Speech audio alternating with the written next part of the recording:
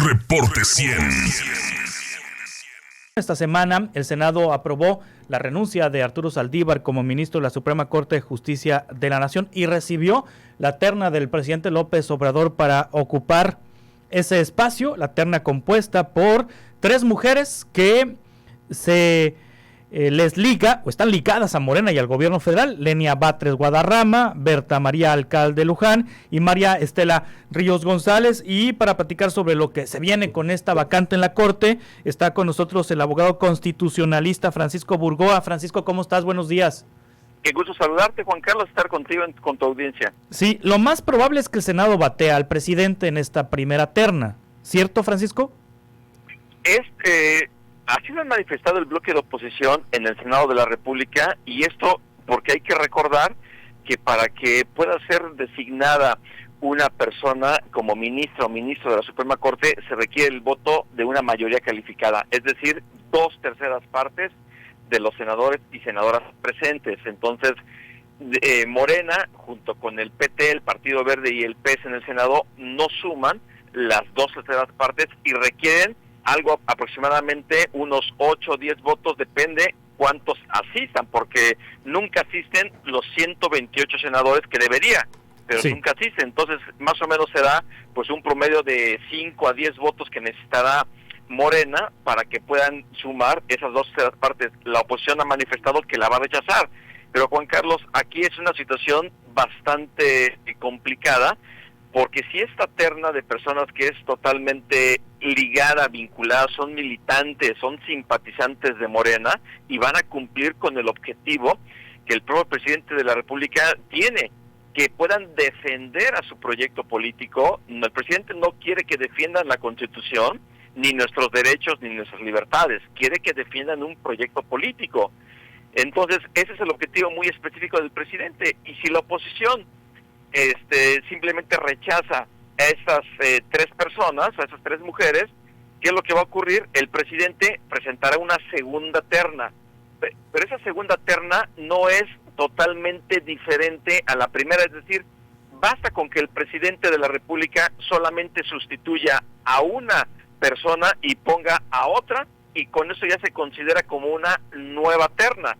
Y si el Senado tenía una primera opción en donde son mujeres que, con todo mi respeto, son impresentables para poder estar ejerciendo la labor de ministras de la Suprema Corte con independencia y con autonomía, el presidente todavía puede estar presentando una segunda terna todavía peor que esta, peor en el sentido de personas con menos experiencia o mucho más vinculadas a Morena, o todavía más radicales.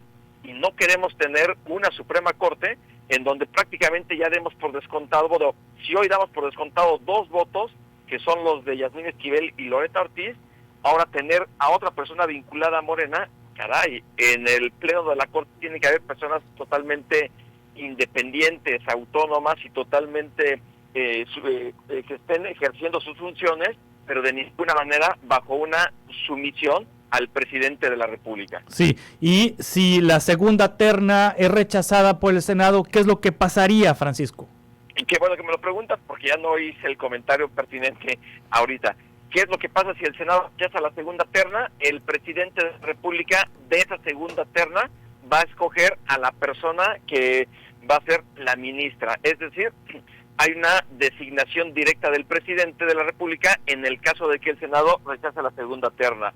Dicho en otras palabras, la oposición no tiene mucho para dónde hacerse, porque así está actualmente el procedimiento constitucional para el nombramiento de ministras y ministros de la Suprema Corte, que se debe de modificar indudablemente, pero no se va a modificar en este momento, y en este momento, en este presente, lo que tenemos es que el presidente de la República va a nombrar a la persona que él quiera para que sea quien defienda los intereses de su proyecto político. ¿Se puede evitar? Pues lamentablemente no se puede evitar. Aquí se apelaría a la conciencia del presidente o de todos los 128 senadores y senadoras para que realmente pídanle al presidente que pueda presentar una terna de personas que sí tengan una buena fama, una gran experiencia en temas de órganos jurisdiccionales, derechos humanos, constitución, pero esto es un tema que lo vamos a saber su resolución antes del 15 de diciembre, porque es cuando concluye el periodo ordinario de sesiones del Senado de la República. Francisco Burgoa, ¿es por 15 años el nombramiento o por el tiempo que le restaba a Arturo Saldívar? Total y absolutamente es por 15 años, porque es una renuncia, porque es una vacante, y a partir de esa vacante es un nombramiento nuevo. Y el antecedente inmediato, si lo queremos todavía ejemplificar, es el caso de Eduardo Medina Mora, quien también presentó su renuncia, al igual que Arturo Saldívar, los dos sin exponer la causa grave, sin justificarla. El presidente igual las admitió, el Senado las aprobó, y el nombramiento de la persona que sustituyó a Eduardo Medina Mora fue Margarita Ríos Farjat por 15 años. Entonces sí es un nombramiento por 15 años, que no debería de ser, pues sí, la verdad es que no debería de ser, Juan Carlos, porque precisamente la reforma constitucional del 31 de diciembre de 1994, esta gran reforma que impulsó el presidente Ernesto Zedillo, que antes teníamos 26 ministros, y a partir de esta reforma, ya a partir de 1995, tenemos 11 ministros, se estableció que fueran una sustitución escalonada, y resulta que el actual presidente de la República va a tener la posibilidad de nombrar a 5. Sí. El siguiente presidente o presidenta va a poder nombrar a 4. Entonces se está rompiendo ese tema del que sean escalonados, para precisamente que no haya un vínculo respecto del gobierno que propuso a esos ministros. Pero sí es por 15 años, Juan Carlos. Margarita Ríos Farjat, que dice el presidente es conserva, se les volteó, es lo que ha dicho el presidente, y también de José Luis González Alcántara. Así es, de Juan Luis González Alcántara. Así es, Juan Carlos, digo, qué bueno que lo comentas, porque precisamente el presidente de la República ha propuesto a 4: Yasmín Esquivel, Loretta Ortiz, Margarita Ríos Farjat y Juan Luis González Alcántara. Yasmín Esquivel y Loretta Ortiz, ahí sí las aplaude, no tienen nada en contra de ellas. Pero en cambio, a otras 2 propuestas, como es Margarita Ríos Farjat y Juan Luis González Alcántara Carranca, resulta que ellos son conservadores. Pero no solamente eso, les ha dicho que son traidores a la patria y que se ha equivocado. ¿Por qué se ha equivocado el presidente?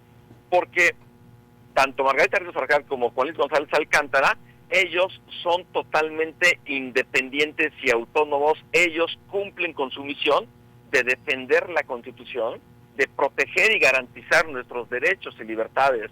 Eso no le gusta al presidente, y los testimonios están ahí del presidente de la República, en donde es de forma constante que hace señalamientos en contra de la Suprema Corte, especialmente de las ministras y los ministros que no votan como él quiere. Entonces eso sí es totalmente desafortunado, porque aunque diga el presidente López Obrador que respeta la división de poderes, él en la práctica hace lo contrario. No le gusta la división de poderes y quiere un poder judicial a modo, o como lo dijo ahí un diputado federal, recordarás, Juan Carlos, que quieren obradorizar el Poder Judicial de la Federación. Sí, ahorita la correlación de fuerzas está en 8-3, si se concreta el nombramiento de la ministra propuesta por el presidente López Obrador, 8, digamos, ministros que actúan de manera independiente, o desde la perspectiva del presidente López Obrador, 8 conservas, y 3 con el régimen.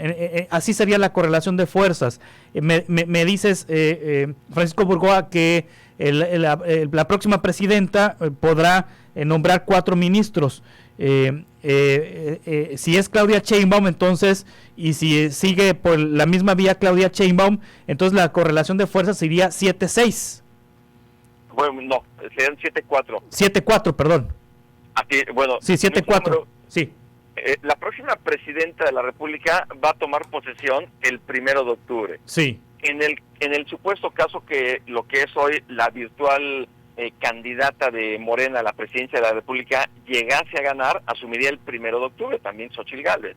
Sí. El 30 de diciembre siguiente, es decir, a los 2 meses, 30 de noviembre de 2024, va a concluir sus funciones Luis María Aguilar, que en esa misma fecha también debió haber concluido Arturo Saldívar. Pero bueno, sí. Entonces, a partir del 1 de diciembre de 2024, 2 meses después de que asume protesta la próxima persona que gane la presidencia de la República, va a presentar su terna al Senado. Entonces, si llegase a ganar Claudia Sheinbaum, propondría también a una persona cercana a su movimiento, y con eso podríamos hablar que se consuma el apoderamiento de la Suprema Corte. ¿Y por qué? Bastarían solamente 4 personas totalmente afines a Morena, y aunque 7 son mayoría, porque resulta que para que se puedan declarar inconstitucional las normas generales que vayan en contra de la Constitución, o se declaren la invalidez de actos también que provengan del presidente de la República, se requiere una mayoría calificada al interior de la Corte, es decir, 8 votos, cuando menos, de 11 posibles. Entonces, aunque numéricamente hay una mayoría de 7 que estuvieran votando a favor de declarar la inconstitucionalidad, con que 4, una minoría de 4, diga simplemente que no considera que sea inconstitucional, ese es el criterio que va a prevalecer. Entonces, prácticamente se da ya ahí la consumación en el apoderamiento del Pleno de la Suprema Corte para defender un proyecto político, y yo la verdad es que no considero en lo absoluto que necesitamos tener otra vez, Juan Carlos, a la Suprema Corte que funcionó el siglo XX en México, de 1917 a 1994. ¿Por qué? Porque era una corte que estaba supeditada al presidente de la República. Había un hiperpresidencialismo, había un gran presidente que estaba por encima de los dos poderes. A partir del 95 tenemos otra Suprema Corte que ha ido cobrando autonomía e independencia, pero esta ya se está desmoronando, o quieren fragmentarla precisamente a partir de que lleguen perfiles de esta naturaleza.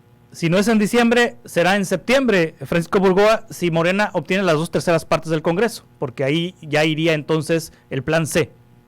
Bueno, ahí pones todavía otro punto importantísimo. Si Morena junto con sus aliados, y eso llega a ganar la mayoría calificada en el Congreso, y aquí hay que hacer puntual, ningún partido político por sí solo puede tener la mayoría calificada, la Constitución se lo impide, pero junto con sus aliados, si Morena junto con el PT y el Partido Verde llegasen a obtener las 2/3 partes en ambas cámaras del Congreso, diputados y senadores, llamado Plan C, entonces ellos irían por reformar la Constitución para que ministros, magistrados y jueces sean electos por el voto popular.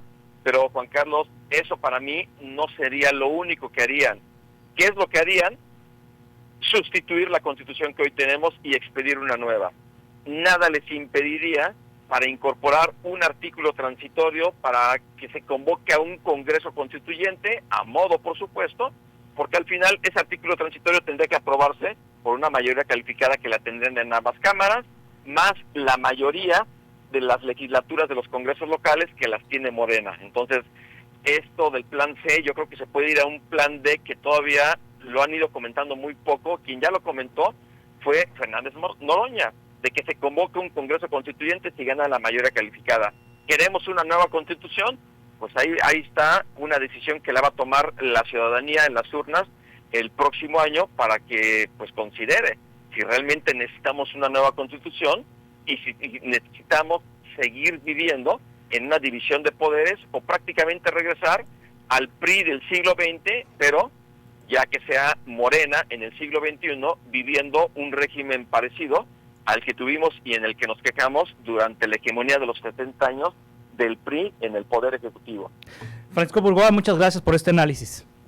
Al contrario, Juan Carlos, fuerte abrazo para ti y para tu audiencia. Hasta pronto. Es abogado constitucionalista, nos plantea los escenarios posibles que se vienen después de la renuncia de Arturo Saldívar. Reporte 100.